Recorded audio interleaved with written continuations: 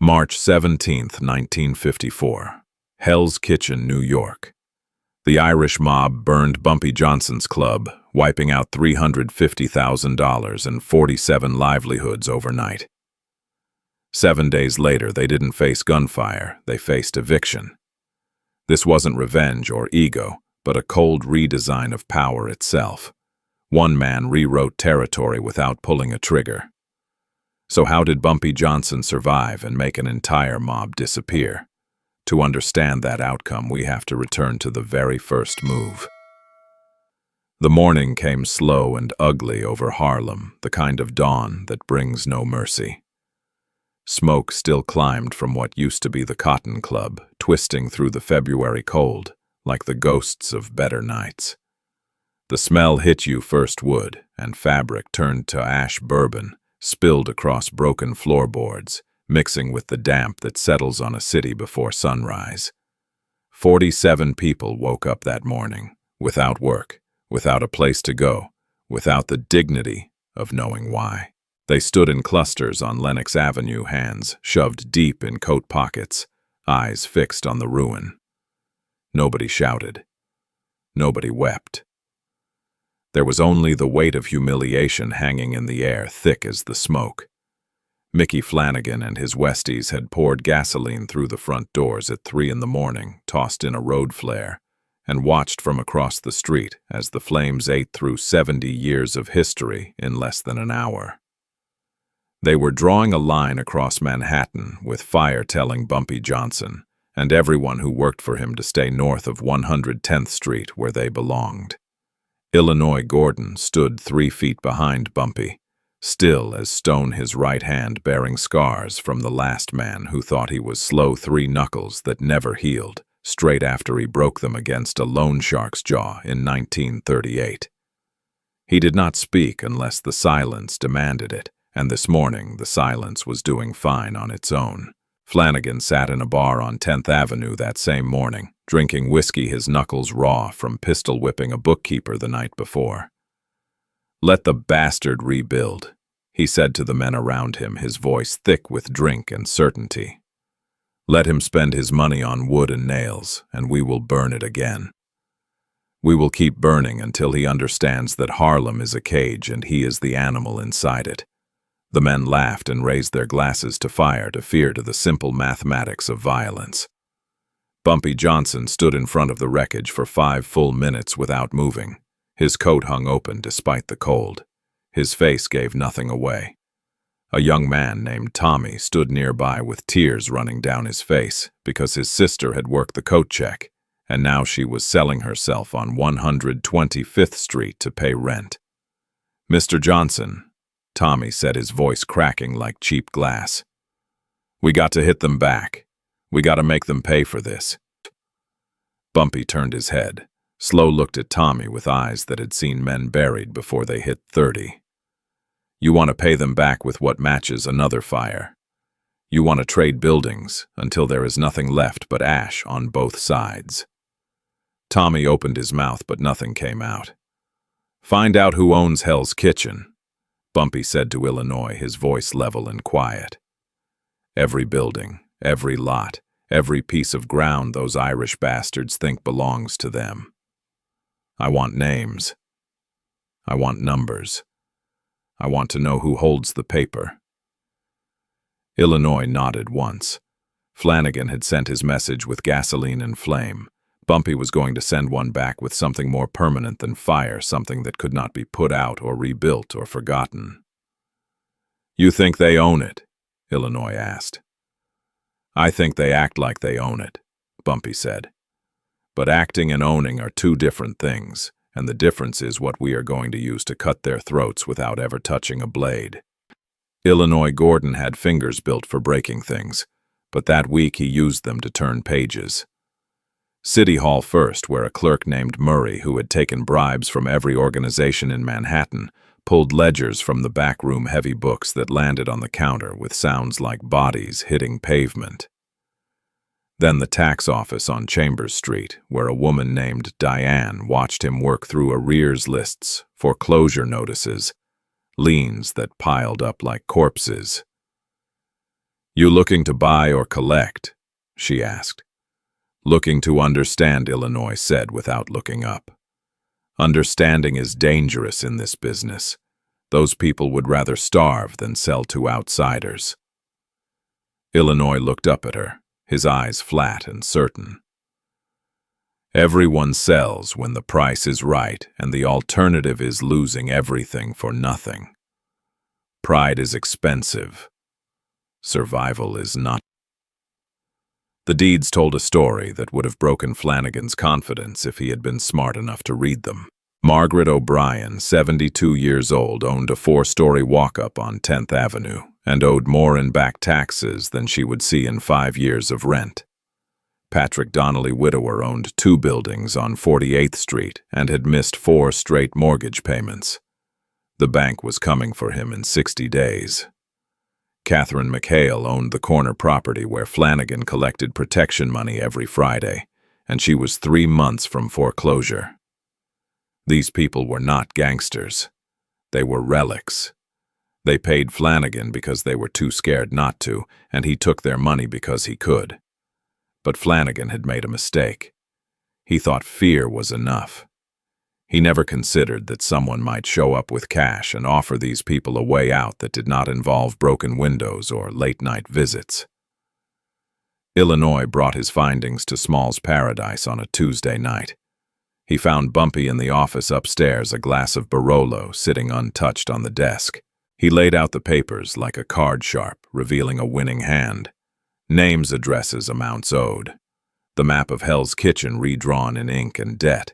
Bumpy picked up 1 sheet, a tax lien notice for a building on 9th Avenue. "This woman here, Margaret O'Brien, she owes $18,000. The Westies collect $200 a month from her. How long before she loses everything?" 6 weeks, Illinois said. "Maybe 8 if she sells her furniture." Bumpy set the paper down. "And if someone walked in tomorrow with $18,000 in cash and offered to buy the building outright, no bank, no waiting, just money on the table, she would sign so fast the ink would not have time to dry." "What about the others?" "Same story, different numbers. They are all on the edge. They are all 1 bad month from losing what their fathers built. Flanigan thinks he owns them because he scares them. But scared people sell faster than anyone." Bumpy stood and walked to the window looking out over 7th Avenue. He lit a cigarette, the match flare briefly illuminating his face. "Flanigan burned my club because he thought property was something you could take with a match. He thinks ownership is about fear. He is about to learn that ownership is about paper, and paper does not burn when it is filed with the city." "How many properties can we take before they notice?" "If we move fast, 40, maybe 50. The owners are desperate. Most of them would sell to the devil himself if he paid cash." "Then we buy 40, Bumpy said. "We buy them quiet, we buy them fast, and we buy them legal. Flanigan wants to play with fire. We are going to take the ground out from under him and let him fall into nothing. He will fight back. Let him fight. You cannot beat a man off property he does not own.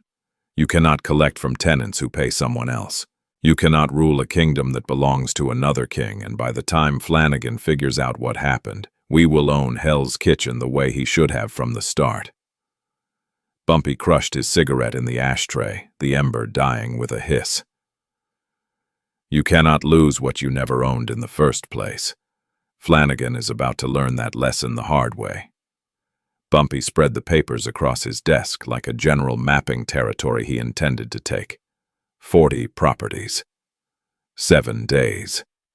Illinois stood across from him, arms crossed, jaw tight enough to crack teeth. "It cannot be done," Illinois said. "Not in 7 days. Not without making noise that brings every cop and Fed in Manhattan down on us." Bumpy looked up from the papers, his eyes flat and cold as January pavement. "It will be done because waiting means Flanigan hears whispers and starts breaking fingers to find out what we are planning. It will be done because hesitation in this business is the same as surrender. You have a better idea, I want to hear it now." Illinois said nothing. He had worked for Bumpy long enough to know when an argument was already lost. "We need cash," Bumpy said, counting on his fingers like a man reciting scripture. "Not checks, not promises. Real money that these people can hold and smell and know is not going to vanish when the bank opens Monday morning. We need shell companies, at least a dozen, so no single name shows up more than 3 times in the records. We need a lawyer who understands that some questions should never be asked and some answers should never be given. We need speed, because every hour we wait is an hour Flanigan has to figure out what is happening.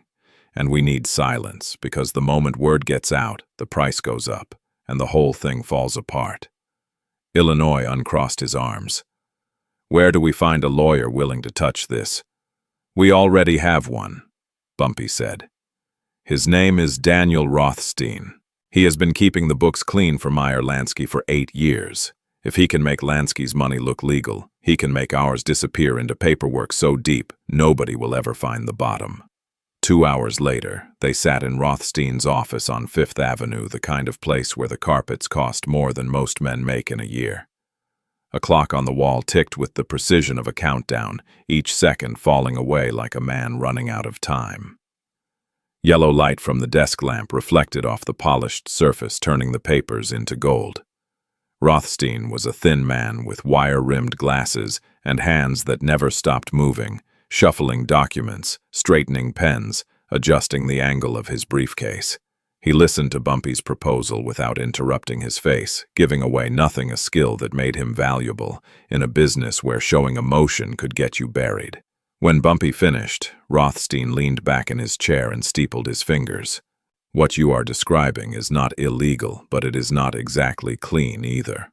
40 properties in 7 days means cutting corners. It means skipping inspections, waiving contingencies, ignoring every safeguard that exists to prevent exactly this kind of acquisition." "Can it be done?" Bumpy asked. "For the right price, anything can be done. The question is whether you are willing to pay it." "Name it." "50,000 on top of my standard fees. Half now half when the last deed is filed. And if this goes wrong, if the city starts asking questions, I cannot answer. You never heard my name, and I never heard yours." Bumpy reached into his jacket and pulled out an envelope thick enough to stop a small caliber round. He placed it on the desk between them. 25,000. You get the rest when Hell's Kitchen belongs to me and Flanigan is standing on ground he thinks is his, but is actually mine." Rothstein picked up the envelope, felt its weight, and nodded once. "I will need names for the shell companies. I will need signatures from people who do not ask questions, and I will need you to understand that once this starts, there is no stopping it.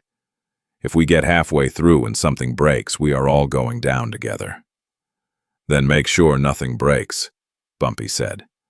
Rothstein opened his briefcase and pulled out a leather folder containing blank incorporation documents. "I will have 12 companies registered by tomorrow morning. Atlantic Holdings, Hudson River Properties, Liberty Development Corporation, names that sound legitimate enough that nobody looks twice. Each company buys 3 or 4 properties spreads. The risk makes it look like normal business instead of a coordinated attack." "How fast can you move once the companies are set up?" Illinois asked. "Fast enough. I have notaries who work nights. I have clerks at the Hall of Records who owe me favors. I have bank officers who will process cash transactions without filing the paperwork that triggers federal scrutiny. The machinery is already in place. All we need is to feed it and watch it run." Bumpy stood buttoning his coat. "When Flanigan realizes what is happening, he is going to start hurting people. He is going to break into offices, threaten clerks, maybe put a bullet in someone who looks at him wrong. Can your people handle that kind of pressure?" Rothstein smiled, the kind of smile that never reaches the eyes. "Mr. Johnson, the people I work with have been handling pressure since before Flanigan was old enough to throw a punch. Threats are just noise. The law is a fortress, and once you are inside it, all the violence in the world cannot touch you." The machinery started turning that same night. Rothstein worked through the early hours filing incorporation papers, opening bank accounts, creating a web of companies so complex that untangling it would take years of investigation. By dawn, 12 legitimate businesses existed on paper, each one capitalized, each one ready to buy property the moment an opportunity presented itself. Illinois moved through Hell's Kitchen like an undertaker, measuring plots, visiting every building on the list, speaking quietly to owners who had spent years drowning in debt and fear. He did not threaten. He did not pressure. He simply put cash on kitchen tables and watched desperation do the rest of the work. Margaret O'Brien held the money in her hands and wept, not from sadness but from the relief of knowing she would not die homeless. Patrick Donnelly signed the deed with hands that shook so badly he could barely hold the pen. 63 years of his life reduced to a signature and a promise that the bank would not take everything. Catherine McHale asked only one question. "Will Flanigan come after me for this?" "Flanigan will have bigger problems than you by the time he figures out what happened," Illinois said. "And by then you will be living in Queens with money in the bank and a door that locks from the inside." The machine kept turning. 1 property, then 3, then 7. Rothstein moved the paperwork through the system with the efficiency of a man conducting surgery. Each document filed in the right office at the right time, each transaction structured to avoid the kind of scrutiny that brings trouble. No single company bought too much. No single day saw too many sales. To anyone looking at the records, it appeared to be nothing more than normal real estate activity in a neighborhood where people had been buying and selling for decades. But underneath the surface, Hell's Kitchen was changing hands. The ground Flanigan walked on, the buildings he collected from the streets he thought belonged to him, were quietly, legally, inevitably becoming someone else's property. And the beautiful thing, the thing that would break him when he finally understood it, was that he could not fight back. You cannot burn down a deed. You cannot threaten a signature. You cannot intimidate a legal system that has already processed the paperwork and moved on to the next case. When the law stands on your side, violence becomes irrelevant. It becomes the desperate flailing of a man who has already lost but does not know it yet. And Flanigan was about to learn that lesson in the hardest way possible. Day 7 started with Margaret O'Brien signing her name on a deed transfer, while tears ran down her face and collected on the paper, smudging the ink before it dried. She had owned that building for 42 years, inherited it from her husband, who bought it with money saved from working the docks. Now it was gone, sold to a company called Atlantic Holdings for $18,000 in cash that sat in a paper bag on her kitchen table. "I am sorry," she said to Illinois, though she was not sure what she was apologizing for. "I know what this place meant to my Thomas. He would have fought to keep it. Your Thomas would have wanted you to eat." Illinois said, his voice gentle in a way that surprised him. "He would have wanted you to pay your debts and live somewhere the roof does not leak when it rains. You did what you had to do. There is no shame in survival." She nodded and took the money, and Illinois watched her count it 3 times before she believed it was real. By the time he left, she was already packing, planning to move in with her sister in the Bronx, where the rent was cheap and the Westies were just a name in the newspaper. Patrick Donnelly sold on day 6, his hands shaking so badly he could barely hold the pen. The bank had sent him a final notice 3 weeks earlier, a letter that laid out exactly how many days he had before they took everything and left him with nothing. He signed the papers and took the cash, $22,000, that felt like more money than he had ever seen in one place. "God forgive me," he said, crossing himself after Illinois left. But he did not give the money back. He paid the bank, cleared his debts, and bought a train ticket to Boston, where his daughter lived, and where Mickey Flanigan's name carried no weight. By day 5, 7 properties had changed hands. By day 4, the number had climbed to 15. The owners sold because they were desperate, because the money was real and immediate, because the alternative was losing everything anyway, but slower and with more humiliation. They sold because someone finally offered them a way out that did not involve begging or borrowing or watching the city auction off their lives to pay debts they could never escape. Flanigan did not notice at first. He was too busy collecting, too busy reminding people why they paid him. Too busy breaking the ribs of a bartender who came up short on his weekly tribute.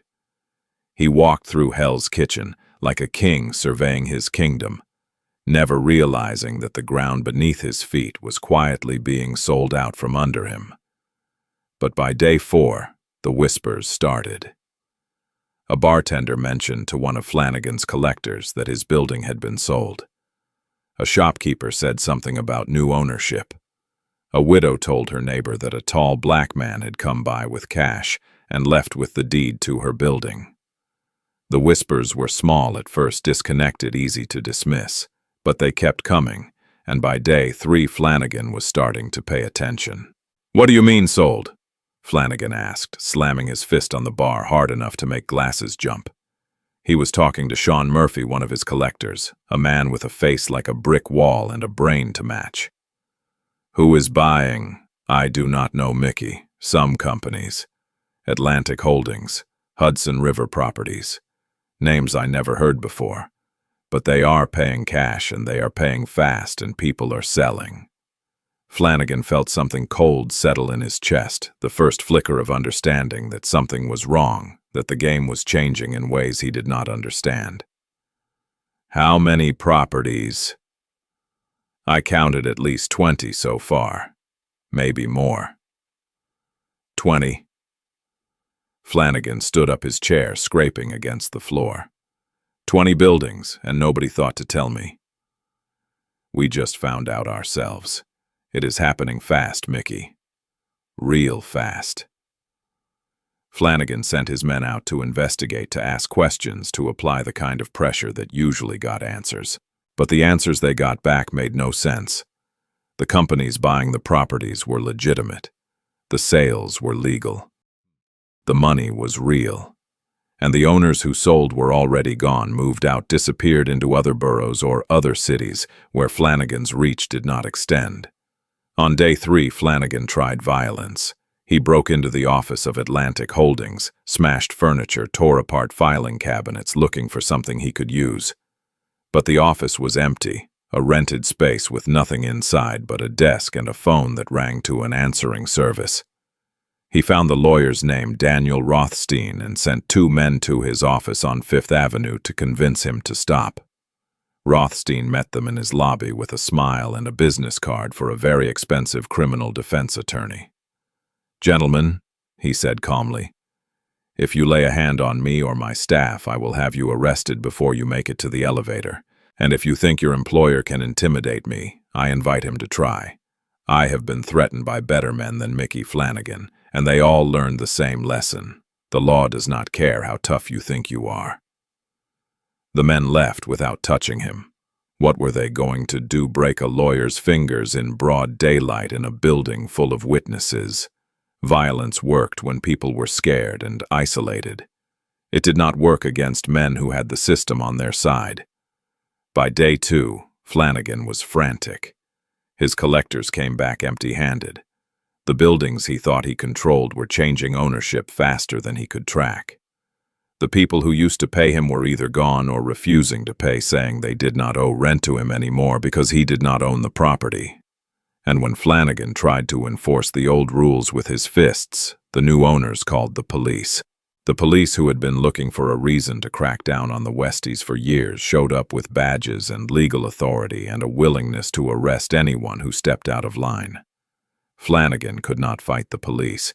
He could not burn down every building in Hell's Kitchen. He could not threaten his way out of a situation where the law was already against him. On day 1, with 37 properties already transferred and the rest closing within hours, Flanigan finally understood what had happened. Bumpy Johnson had not fought him with guns or fire or muscle. He had fought him with money and lawyers and paperwork, and Flanigan had lost without ever throwing a punch. He sat in his bar on 10th Avenue, surrounded by men who were starting to look at him differently, wondering if their boss still had control, wondering if the money would keep coming. Outside Hell's Kitchen was the same as it always was. Same buildings, same streets, same people. But underneath everything had changed. The ground belonged to someone else now. The kingdom was gone. And all Flanigan could do was watch it slip away and realize that time was the one weapon he could never steal back. Illinois Gordon walked into Flanigan's bar on 10th Avenue at exactly 3 in the afternoon, the kind of hour when the light comes through dirty windows and shows you all the stains you pretended not to see in the dark. The place smelled like spilled beer and old smoke, decades of bad decisions soaked into the floorboards. 40 men sat at tables and booths, all of them armed, all of them watching the door when it opened. Illinois stopped just inside, letting his eyes adjust to the dim light. He wore a dark suit and carried nothing in his hands except a manila envelope, thick enough that everyone in the room knew it contained either money or papers, and in this business those two things were often the same. He did not reach for a weapon. He did not raise his voice.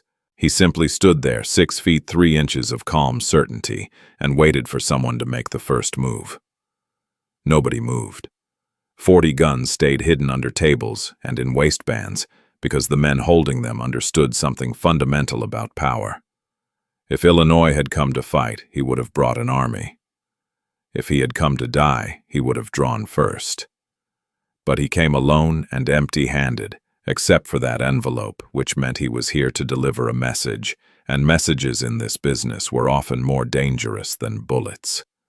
Flanigan sat at a table in the back, a bottle of whiskey in front of him that was already half empty, though the day had barely started. His knuckles were raw from punching walls, his eyes red from lack of sleep, his face carrying the expression of a man who knows he has lost but has not yet admitted it out loud. He looked at Illinois and felt something cold settle in his chest, colder than fear, colder than rage, the ice-water realization that this was the end. "You got some nerve walking in here," Flanigan said, his voice hoarse and thick. "One word from me, and you are a dead man before you hit the floor." Illinois walked forward slowly, his footsteps echoing in the sudden silence. He stopped at Flanigan's table and placed the envelope down gently, as if he were setting down something fragile that might break if handled roughly. "I am here to give you a choice, Mickey. That is more than you gave Bumpy when you burned down his club. That is more than you gave any of the people you have been bleeding dry for the last 10 years. So I suggest you listen before you start giving orders that will get your men killed for nothing." Flanigan stared at the envelope like it might explode. "What is this?" "Your future," Illinois said. "Open it." Flanigan opened the envelope with shaking hands and pulled out the papers inside. Deed transfers, property records, legal documents showing that 37 buildings in Hell's Kitchen had changed ownership in the last 7 days, all of them sold legally, all of them now belonging to companies that Bumpy Johnson controlled. Flanigan read through them slowly, his face going pale as he understood what he was looking at. "This is impossible," Flanigan said, but his voice carried no conviction. "These people would not sell. They know what happens to people who cross me." "They were not crossing you," Illinois said. "They were saving themselves. You do not own these buildings, Mickey. You never did. You just scared people into paying you rent on property that belonged to someone else. But now that someone else is us, and the rules have changed." Flanigan looked up, his eyes wild. "You think you can take my territory with paperwork? You think I am just going to walk away because you bought a few buildings?" 37 buildings, Illinois corrected. 37 out of 42 that matter. The other 5 close tomorrow morning. By the time the sun sets tomorrow, Bumpy will own more of Hell's Kitchen than you ever controlled, and it will all be legal. Every deed filed with the city. Every transfer approved by the courts. Every dollar accounted for in a way that even the federal government cannot question. Illinois leaned forward, his hands flat on the table. "So here is your choice. You can leave. You can take your men and walk away from Hell's Kitchen tonight, right now, and nobody gets hurt. You do that, and Bumpy sells these properties back to the community at prices they can afford. The people who live here, the people your boys have been terrorizing for years, they get to buy their homes back at rates they can actually pay. You lose your territory, but you keep your life and maybe some of your dignity. Or, Flanigan asked, though he already knew the answer, or you fight. You refuse to leave. You try to hold on to something that stopped being yours the moment we filed the first deed. And if you do that, Bumpy uses the law to crush you. Evictions for every Westie living in these buildings. Police investigations into every protection racket you run. Tax audits that follow every dollar you ever made. He buries you in legal problems so deep you will spend the rest of your life in courtrooms and prison cells. And when you finally get out, if you get out, there will be nothing left of what you built. Illinois straightened up his voice, dropping to something quieter and more dangerous. This is not a negotiation, Mickey. This is me telling you how it ends. You can end it clean or you can end it bloody, but either way it ends tonight. The only question is whether you are smart enough to see that. The bar was silent. 40 men watched their boss, waiting to see what he would do, whether he would fight or fold, whether the empire they had helped him build would go down swinging or simply disappear like smoke. Flanigan looked at the papers again, then at Illinois, then at his men, who suddenly looked smaller and less certain than they had an hour ago. "How long do I have?" Flanigan asked. 24 hours, Illinois said. "Tomorrow at this time, either you are gone or the eviction notices start. Either you are on a train to somewhere else, or you are sitting in a cell waiting for arraignment. Those are the only two futures you have left." Illinois turned and walked toward the door, his footsteps the only sound in the room. When he reached it, he stopped and looked back at Flanigan one last time. "Bumpy told me to tell you something. He said to remind you that fire only burns wood. It does not burn ideas. It does not burn strategy. And it definitely does not burn property deeds filed with the city. You tried to scare him. All you did was make him rich." The door closed behind Illinois, and Flanigan sat alone with his men and his whiskey and the papers that told him his empire was already gone. He could fight, but fighting meant losing everything, including his freedom. He could leave, but leaving meant admitting that someone smarter had outplayed him, using weapons he never learned to use. By sunrise the next morning, Mickey Flanigan was on a train to Chicago. His face turned toward the window so nobody could see the expression of a man who had learned too late that the biggest power in the world is the power you never have to prove because everyone already knows you have it. Behind him, Hell's Kitchen woke up to new ownership, new rules, and the absence of fear that had hung over the neighborhood like smoke for a decade. The Westies scattered like roaches when the lights come on. Some went to Boston, some went to Philadelphia. Some simply disappeared into the parts of the city where nobody asks questions and nobody remembers names. The empire Flanigan had built with fists and fear and fire collapsed in less than a day, not because someone burned it down, but because someone bought the ground it stood on and pulled it out from under him. The bar on 10th Avenue stayed empty for 3 weeks before new owners took it over and turned it into a place where families could eat dinner without wondering if someone was going to get their skull cracked open in the parking lot. The tenements filled up with people who paid reasonable rent to landlords who did not threaten them. The streets stayed quiet, and Mickey Flanigan never came back. The Westies never recovered. You can kill a man, and his ghost might haunt you, but kill an organization, and it stays dead. The gang that had controlled Hell's Kitchen through violence and intimidation for over a decade simply ceased to exist, scattered across the eastern seaboard, like ashes after a fire. Some of them tried to rebuild in other cities, but the reputation followed them, the story of how they lost an entire neighborhood without a single shot being fired. Mickey Flanigan ended up in Chicago working as an enforcer for a loan shark named Sal Benedetto, who treated him the way Flanigan had once treated men he considered beneath him. He collected debts from people who could not pay broke fingers when the boss told him to drink himself through the hours between jobs because drinking was the only thing that made the silence tolerable.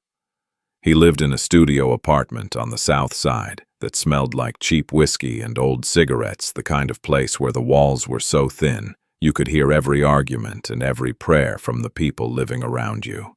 He drank himself through the next 8 years, telling anyone who would listen about the empire he used to run, the territory he used to control, the respect he used to command. Nobody believed him.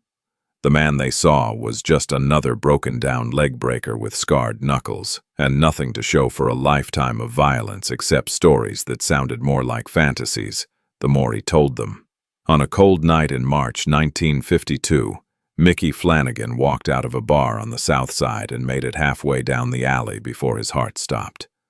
They found him face down in the garbage, his pockets empty, his liver destroyed by years of drinking. The coroner ruled it a heart attack, but men who knew him said it was bitterness that killed him, the slow poison of understanding that he had lost a war he never knew he was fighting. Hell's Kitchen changed in ways that would have broken Flanigan's heart if he had lived to see them. The power structure that had been built on intimidation and violence gave way to something more stable, more permanent, more embedded in the legal and financial systems that actually run a city. The buildings Bumpy bought did not stay in his possession long. He understood something that Flanigan never learned, that real power comes not from holding territory, but from controlling what happens to it after you let it go. 6 months after the takeover, Bumpy began selling the properties back to the community. Not at market rates that would have made him wealthy beyond measure, but at prices the residents could actually afford, with terms that favored ownership over rent stability, over profit. He structured the deals through a lawyer named Samuel Horowitz, who specialized in cooperative housing arrangements, the kind of legal framework that let working people pool their resources and own buildings together. Margaret O'Brien's building went to a cooperative of Irish families who had lived there for generations. They paid $18,000, the same amount Bumpy had paid, and took ownership in shares that could be passed down to their children.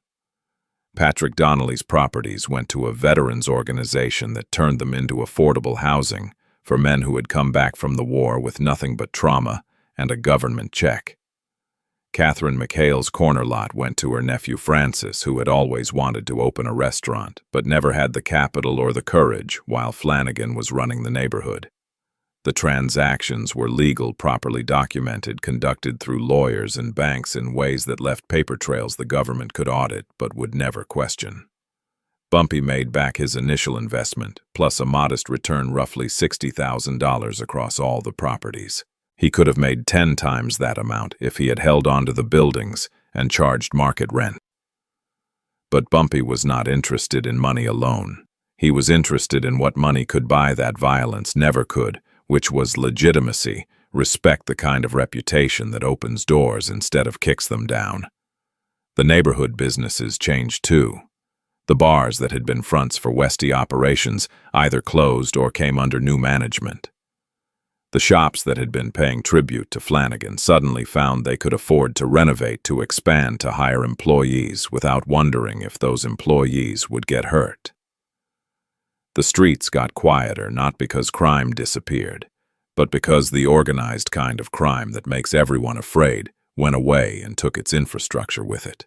The Cotton Club rose from its ashes 18 months after it burned, rebuilt with insurance money and investments from people who understood that Harlem needed places where culture could flourish without fear. The new building was larger than the old one, with better acoustics, better lighting, a stage that could hold a full orchestra, plus dancers, plus whatever else the show required. Duke Ellington played the opening night to a crowd that packed the room past capacity. The audience included politicians, businessmen, artists, and ordinary people who had lived through the burning and wanted to celebrate the rebuilding. Bumpy stood in the back during the performance, watching the crowd, listening to the music, allowing himself a rare moment of satisfaction. Illinois stood next to him silent as always. "You could have kept the properties," he said quietly. "You could have made real money, the kind that sets up your grandchildren." "I made the only money that matters," Bumpy said. "Bumpy, I made the kind that buys respect instead of fear. The kind that lasts because it is built on something more solid than threats." Flanigan thought power meant making people scared to cross you. He was wrong. Real power means people do not want to cross you because crossing you means giving up something valuable they already have. He turned to look at Illinois. "Every family that bought back their building from me, they know who made that possible. They know I could have bled them. Dry could have charged whatever I wanted, but I did not. I gave them a fair deal, and now they owe me something more valuable than rent. They owe me gratitude. They owe me loyalty. And when I need something from them, they will remember what I did for them." 3 months later, a reporter from the Amsterdam News named James Crawford tracked Bumpy down and asked him about the Hell's Kitchen situation. Bumpy sat in his office above Small's Paradise, the same office where he had first heard Illinois report on property ownership, where he had made the decision that changed everything. He lit a cigarette and considered the question carefully before answering. "It was not revenge," he said finally. "Revenge is emotional. Revenge is what you do when you are angry and want someone to hurt the way you hurt. What I did was business. I saw an opportunity. I took it. I used the system the way the system is supposed to be used to transfer property legally and permanently. The fact that it destroyed the Westies was not the goal. It was just a consequence of them building their empire on sand." Crawford kept writing. "But you must have felt some satisfaction taking their territory after they burned your club." Bumpy smiled, the kind of smile that does not reach the eyes. "Satisfaction is temporary. Ownership is permanent. Violence can make you scared. Property rights mean you cannot be erased. That is the lesson here if anyone is paying attention. You can burn down a building, but you cannot burn down a deed. You can threaten people, but you cannot threaten the law once it has already decided who owns what." Flanigan thought this business was about who hits harder. He learned too late that it is actually about who understands the system better. He leaned back in his chair. "You want to know what revenge looks like? Revenge is me standing in the new Cotton Club, watching people dance and drink in a building that came back better than before. Revenge is Flanigan dying broke in an alley in Chicago, while the neighborhood he thought he owned turns into something he would not even recognize. Revenge is not burning his house down. Revenge is buying the land under his house and evicting him legally properly in a way that leaves him with no comeback."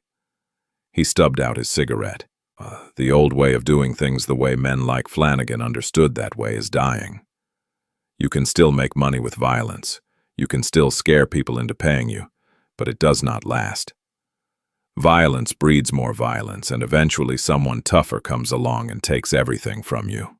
But ownership. Real ownership backed by law and documentation that lasts. That passes down to your children. That becomes legacy instead of just reputation. And that is what I bought when I bought Hell's Kitchen. Not just buildings. Not just territory. I bought proof that there is another way to do this, a way that does not end with you face down in an alley, wondering where it all went wrong. The article ran the following Sunday, taking up most of the front page. Crawford titled it, "The New Rules of Power, How Bumpy Johnson Took Hell's Kitchen Without Firing a Shot." Men across the city read it with interest, understanding that something fundamental had shifted in how power could be acquired and maintained. The old ways still worked, but were no longer the only ways. You could build an empire with lawyers and accountants and properly filed paperwork, and that empire would last longer than anything built with fists. Bumpy Johnson continued running his operations in Harlem for another 15 years, expanding into legitimate businesses, investing in real estate using the same legal strategies to build wealth that could be passed down and protected. He owned apartment buildings, nightclubs, a laundry service, a taxi company, and a funeral home. He employed hundreds of people, most of them legally. Most of them earning wages they could report without worrying about where the money came from. He died in 1968, not in an alley or a prison cell, but in his own bed surrounded by people who respected him for what he built, rather than feared him for what he could destroy. His funeral drew thousands, all of them, understanding they were burying more than a man. They were burying an era of philosophy that said power was not about violence, but about understanding the systems that run the world. The Cotton Club stayed open until 1940 when changing tastes finally closed it. But by then it had served its purpose, proving that Harlem could have nice things, that burning down a landmark only made it come back stronger, that some ideas cannot be killed, no matter how much fire you use. And Hell's Kitchen, the neighborhood that Mickey Flanigan thought he ruled, continued on without him, its residents owning their buildings, its streets controlled by people who lived there rather than people who terrorized them, for a generation. For 30 years between 1939 and 1970, Hell's Kitchen belonged to the people who lived there in a way it never had before. They owned their homes. They controlled their streets. They made decisions about their future instead of having those decisions made for them by men with guns and bad intentions. Violence makes you scared. Ownership makes you impossible to erase. That was the lesson. Some people learned it, most people did not. And the ones who did not spent the rest of their lives wondering why they lost wars they thought they were winning, right up until the moment they realized the fight was already over, and they had been on the losing side from the very beginning, fighting with weapons that stopped being effective the moment someone figured out there were better weapons available, weapons that did not require bullets or fire or broken bones, just patience and money, and a willingness to play a longer game than anyone else had the discipline to play. This story is shared for historical insight and personal reflection, not to promote violence or illegal behavior. Thank you for watching until the end. These stories take weeks of research and writing to create. If this resonated with you, if you see the lesson Bumpy Johnson was teaching about accountability and education over violence, hit that subscribe button. Help us reach 1 million subscribers so we can keep telling stories that matter. Stories about power used wisely. Stories about consequences faced honestly. Stories about men who chose to change systems instead of just destroying enemies. The next video drops soon. Until then, remember, real power is not what you can destroy. It is what you choose to build.